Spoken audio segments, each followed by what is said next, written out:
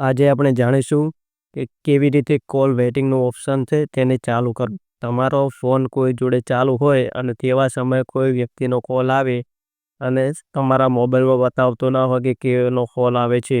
તે ઓપ્શન બંધ થઈ ગયું છે. તેના માટે તમારે સૌથી પહેલાં તમે જે કોલ કરો છો તે ડાયલ પેડ ચાલુ કરી દેવાનું.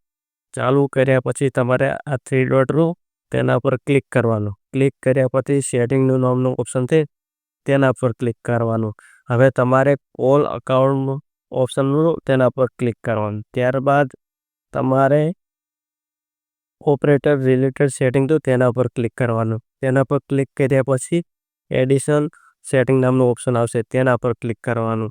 હવે આ ઓપ્શનને બંધ હશે તમારે તે ચાલુ કરી દેવાનું છે સિમ્પલી. ત્યારબાદ વારંવાર આ પ્રોબ્લેમ થતો હોય ત્યારે તમારે આ ડાયલ પેડ પર ક્લિક કરવાનું. ક્લિક કર્યા પછી આ આઇકન છે તેના પર ક્લિક કરવાનું.